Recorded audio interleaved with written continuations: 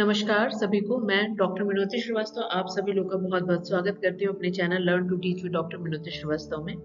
Student, जो topic मैं आज लेके आई हूँ, ये टॉपिक ऐसा है जो आई थिंक हम सभी को जानना चाहिए, क्योंकि ज़्यादातर लोग कंफ्यूजन में रहते हैं कि रामायण और रामचरितमानस जो है वो दोनों सेम चीज़ है, सेम बुक है।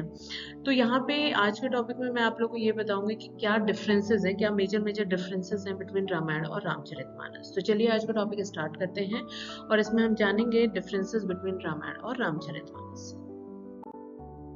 स्टूडेंट, सबसे पहले हम बात कर लेते हैं introduction part of Ramayan and Ramcharitmanas. तो क्योंकि जो इसके डिफरेंसेस है वो हम अलग अलग बेसिस पे जानेंगे, बट बिफोर दैट ये जानना हमें ज़रूरी है कि कौन रचयिता थे, मेजर डिफरेंसेस क्या है। तो यहाँ पे जैसा कि आप देख सकते हो, रामायण ओरिजिनल संस्कृत एपिक है, attribute of says Valmiki. Says Valmiki द्वारा लिखा गया था और जो इसकी भाषा है वो ओरिजिनल संस्कृत में है। Depicting Ram as a virtuous human, यानी कि मर्यादा पुरुषोत्तम के रूप में राम को इसमें डिपिक्ट किया गया है। वहीं अगर हम रामचरितमानस की बात करते हैं, ये रामायण से बहुत बाद में लिखा गया है।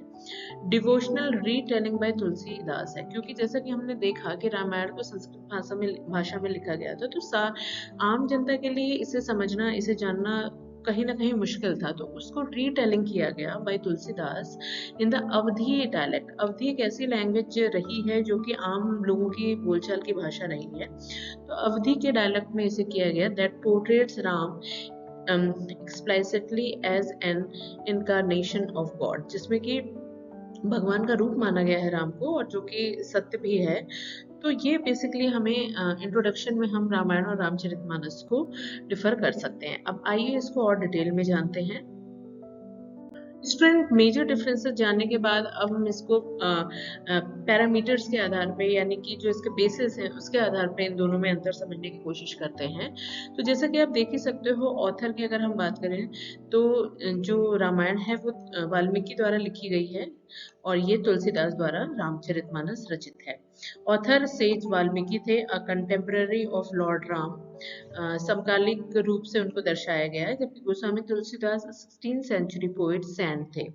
तो ये कवि थे जो कि 16वीं शताब्दी में ये इनका हमें मिलता है, फैक्ट्स मिलते हैं गोस्वामी तुलसीदास का, और उन्होंने इसे रामचरितमानस को लिखा था। लैंग्वेज की अगर हम बात कर दें तो ये क्लासिकल संस्कृत भाषा में लिखा गया है। वहीं जो रामचरितमानस है, it is written in the common vernacular Awadhi, जिसे कि डायलेक्ट ऑफ हिंदी भी कहते हैं। हिंदी का ही एक रूपांतरण रहा है, मतलब प्राचीन काल में हिंदी तो अब आई है, प्राचीन काल में अवधी भाषा का ही प्रयोग किया जाता था। रिटन जो टाइम है अगर उसकी हम बात करें तो believe to be compose in the Treta युग।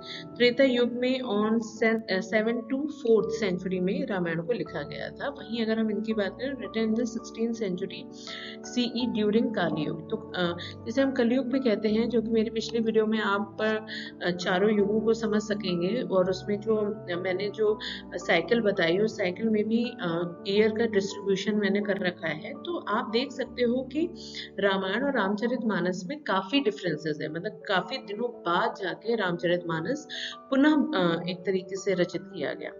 पोर्ट्रेयल ऑफ राम, दोनों ही जो है एपिक जो ग्रंथ है हमारे, वो पोर्ट्रेयल ऑफ राम है, जिसमें कि अगर बेसिकली हम बात करें, depicted Ram as an ideal human being with exceptional virtues like maryada purushottam के रूप में इनको हम देखते हैं रामायण में, जबकि Ram as a supreme being, a direct incarnation of the lord Vishnu. और वहीं रामचरितमानस जो है वो डायरेक्ट इनकारनेशन, स्वरूप दिखता है किसका, भगवान विष्णु का। तो ये मेजर डिफरेंसेस आप पोर्ट्रेशन में इसमें देख सकते हो। पर्पस एंड फोकस की अगर हम बात करें तो जो रामायण है, an epic poem focusing on narrative and moral teaching, जो कि हमें नैरेशन करती है किस चीज का, नैतिकता का ज्ञान हमें देती है। वहीं अगर हम बात करें रामचरितमानस का, तो devotional text emphasise the path of bhakti, devotion and spiritual lesson for the common people. तो कॉमन पीपल यानी कि आम जन के लिए क्या स्पिरिचुअलिटी होनी चाहिए, क्या भक्ति होनी चाहिए, क्या ट्रस्टवर्दीनेस होनी चाहिए, क्या राइटनेस है, यानी कि धर्म क्या होना चाहिए, वो सारी चीजें हमें रामचरितमानस में देखने को मिलती है। क्योंकि जो रामचरितमानस है उसकी जो लैंग्वेज है वो आम जनता के ज़्यादा करीब है, क्योंकि संस्कृत को समझना सबके बस का नहीं रहा है, क्योंकि वो उनकी आम जन की भाषा नहीं रही है। तो अवधी को समझना, जो कि एक डायलेक्ट था हिंदी का, वो आम जन के लिए ईजी था, और कहीं ना कहीं ये इसीलिए इतनी ज़्यादा फेमस हुई और आम जन तक इसको सर्कुलेट होने में ज़्यादा टाइम नहीं लगा। तो ये मेजर डिफरेंसेस थे। कुछ और डिफरेंसेस पे भी हम बात कर लेते हैं।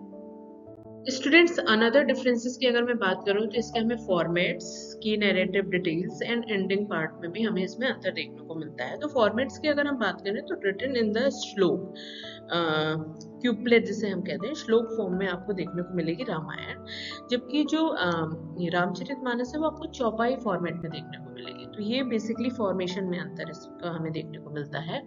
इन की नेरेटिव डिटेल्स अगर हम बात करें तो original Sita was abducted and she underwent an Agni Pariksha to prove her purity to the world. की नैरेटिव डिटेल जो है, तो इसमें आप ये भी देख सकते हो सीता का अपहरण होना और सीता का को अग्नि परीक्षा देना, अपने आप को सिद्ध करने के लिए, अपने आप को प्रूफ करने के लिए, वो भी हमें इसमें देखने को मिलता है।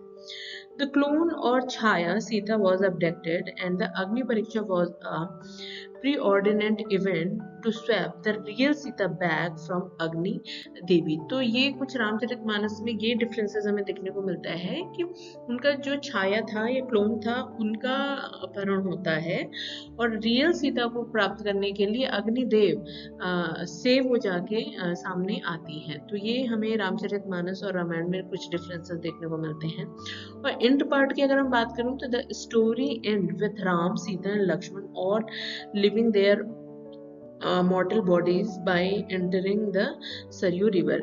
ऐसा ये कहा जाता है, सरयू नदी में इन्होंने त्याग दिया राम, सीता और लक्ष्मण का जो शरीर था।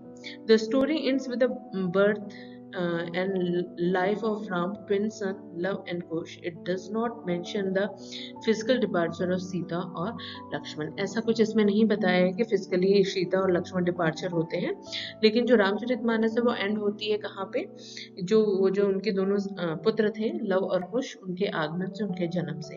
तो ये बेसिकली हमें अंतर देखने को मिलता है स्टूडेंट्स रामायण और रामचरितमानस में।